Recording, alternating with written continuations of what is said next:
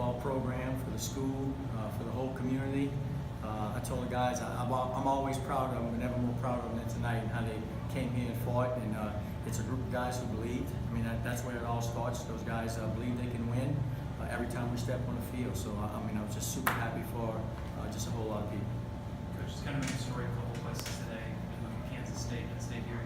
FCS school walks into a bigger FBS opponent, walks out with a win. Does that make it feel any sweeter knowing that maybe some didn't expect you to win this one? No, I mean, we got to worry about ourselves. We don't go in and say, hey, this is another. Every game you got to play them, and we just go and try to line up. I mean, we played some games close in the past against some FBS schools, but that was last year and 2 years ago. You didn't know what you were going to get this year. So, look, Kansas got a great program. I mean, they in the Big 12. Coach Beatty does a great job. We were just fortunate to come here and play, and look, overtime you get the win. You mentioned that believing in yourself, but in terms of like on the field stuff, what would you say is the biggest difference maker? No, when you got a senior team, we got 26 seniors on this team, the guys who have been in a bunch of games. Look, and some of these guys that's on the team was 0-12, before we got here, and we saw the progress in the first year, the second year, third year, and now just some senior leadership is really big, that those guys never get down, we talked about too, knowing who we are, right, is one of the things that we had to do, and look, can't get too cocky or arrogant, there's a fine line between having confidence and getting too cocky, and our guys had that good confidence tonight. I thought it was. I thought our guys, you didn't know what to expect. The crowd was into it, home opener, and our guys, again, when you get that first drive, those guys can think, hey man, we can line up and play. The game's won in the trenches always. Look, we got some tremendous skilled guys, but our offensive and defensive line, anytime they can control that, you have a chance to win the game. Couldn't really ask for much more on that drive down there to get the field goal tie the game, could you? Yeah, that was cool. I mean, there's so many plays leading into the fourth quarter where, we had some mess ups on special teams. We give them credit. They took advantage of it and capitalized. They hit the 2-point play when they had to, or otherwise you can maybe win it with a field goal. But again, keeping the composure and the poise. And we talked about some of the playmakers got to go out and make plays in those situations. Some folks in Kansas have been talking a lot about your defensive line all week.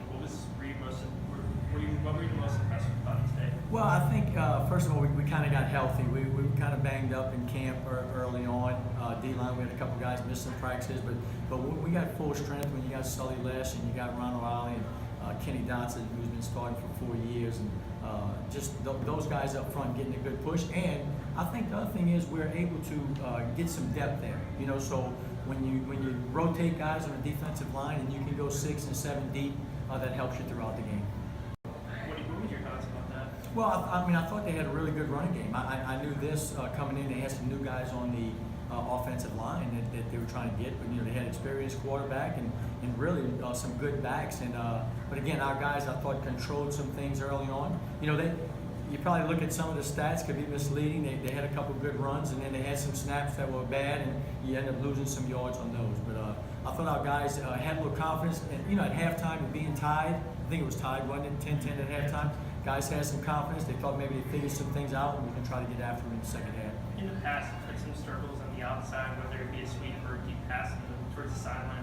Today it seemed like you seemed to be defending it really well. Was that an adjustment you were working on this week? No, I think we got some experienced corners, some guys who played a bunch of games, and Darren Evans, we gave him the task of guarding Sims, and I thought he did a really, really good job against it.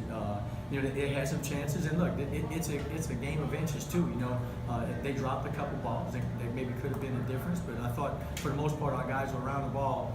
But those guys in the secondary will be the first to tell you that when you get that pressure up front, it helps you in the back end. Well, I told the guys this, we have a little bit of experience in overtime games, in the past couple of years, and I thought that helped us a little bit. Our guys believe that. You don't get to work that every day from the 25-yard line, but coin flip goes your way. You play defense first, the defense comes up with a big stop, and then our offense has some confidence. And then you got Laurent Fonseca, he gets a couple yards, you got probably a pretty sure field goal. So those guys just kind of cut it loose a little bit. The quarterback wanted the ball in his hands at the end. As a coach, how's it feel to get the program's first FBS win in program history? I don't know. I'm still kind of numb a little bit. I'm just so happy for a lot of players. This coaching staff does a great job and works hard. My athletic director, Matt Roan, is fantastic. we got things moving in the right direction, and you know, I can't say enough for the fans. So I'm sure it'll sink in a little bit, but look, it's one game. We want to know, and you know, we got to turn our sights into next week.